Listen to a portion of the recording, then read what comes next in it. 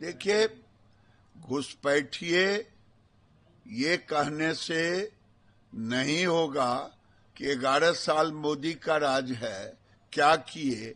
मैं कह रहा हूं कि 11 साल जहां जहां हमारी सरकार थी पहचान करके डिपोर्ट कर रहे हैं। ये घुसपैठिए को बसाने का काम ये मस्जिदों के संरक्षण में हुआ है। मैं चुनौती के साथ कह रहा हूं, जिसको आखिर जब घुसपैठिए आते हैं 71 से, उनको पनाह किसने दिया, वो किस इलाके में बसते हैं, वो किस समूह के साथ जुटते हैं, ये काम पूरा समाज और पूरा देश जानता है। और मैं कह रहा हूं कि हां, घुसपैठिए को पूरे भारत से भगाना है, बिहार से भगाना है, देश मुक्त करना है घुसपैठिए से, क्योंकि अब ये हमारे लिए, अब मैं ये नहीं कह रहा हूं, इंदिरा गांधी ने भी कही थी ये इतने आ रहे हैं, तो इंदिरा गांधी बोली तो, लेकिन रोकी नहीं। उस समय बिहार, बंगाल और बिहार एक तरह से पनाहगार बन गया। बंगाल में ममता बनर्जी पनाहगार हैं। 25 जिले आज घुसपैठियों के राज से मुस्लिम बाहुल हो गया है। बिहार भी वही स्थिति है। बिहार में केवल अररिया, पूर्णिया, कटिहार, किशनगंज नहीं है, बेगूसराय में भी घुसपैठिए है। सरकार बनेगी तो मैं सच पहचान करके, और जो 71 से हो गए उनको भी निकाला जाएगा। क्या समझते हैं, सहरसा, सुपौल, मधेपुरा वो से मुक्त है कि सीतामढ़ी, मधुबनी, दरभंगा मुक्त है कि छपरा, सिवान, गोपालगंज मुक्त है, मोतिहारी, बेतिया मुक्त है। अब ये किसके हक मार रहे हैं? भारत वंशियों के हक मार रहे हैं, चाहे वो किसी जाति के हो। लालू और राहुल गांधी इसके जिम्मेदार आप बताए, आपने बताया वोट बैंक की राजनीति कर रहे हैं। राहुल और लालू यादव वोट बैंक की राजनीति करते ही हैं। ये जो यात्रा निकला था, क्या निकला था?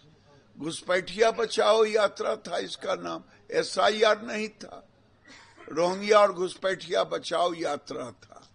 धीरेन्द्र शास्त्री जी ने कहा है कि मस्जिद, मंदिर, गिरजाघर सब जगह नियमित राष्ट्रगान होना चाहिए। राष्ट्रगान में क्या आपत्ति है? ये राष्ट्र के आराधना के रूप में राष्ट्रगान गाया जाता है, और राष्ट्र के बगैर सब चीज अधूरा है। इसलिए राष्ट्र की गरिमा, राष्ट्र की महिमा होनी ही चाहिए।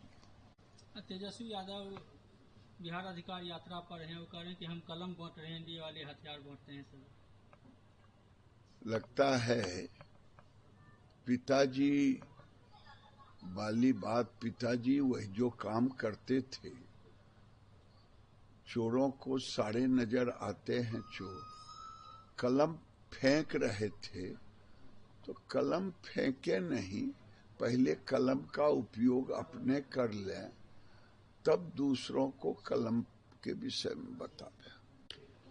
देखिए, राहुल गांधी फ्रस्ट्रेशन में है, हताशा में, और मैंने पहले भी कहा था ये नकल सब, कभी मोदी जी का नकल करेंगे, कभी जैन जेड की बात करेंगे। ये अर्बन नक्सल बनना चाहते हैं।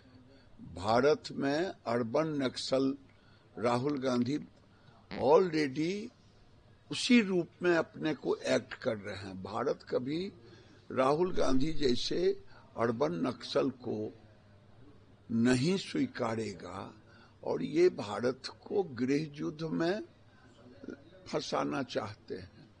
कभी मुसलमानों को भड़काएंगे, कभी अलूल जलूल की बातें करेंगे, कभी बांग्लादेश हो जाएगा इनके लोग कहेंगे। तो ये दुर्भाग्यपूर्ण है।